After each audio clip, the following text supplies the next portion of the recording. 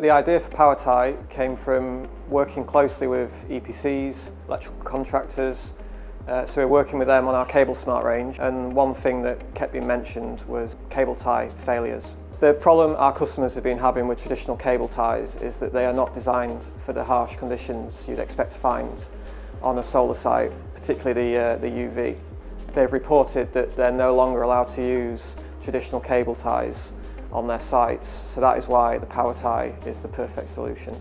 We worked with leading EPCs and contractors to test our ideas and prototypes to ensure that we came up with the best solution. The PowerTie features a stainless steel wire which secures the cables long term, and by using stainless steel it means we can offer a 20-year warranty. The way the PowerTie installs is exactly like a traditional cable tie.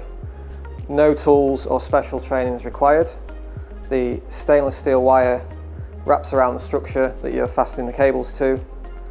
It simply passes through the entry hole, and an inbuilt ceramic roller prevents that wire coming back out. The other key feature of the PowerTie is the strap that is designed to protect the cables.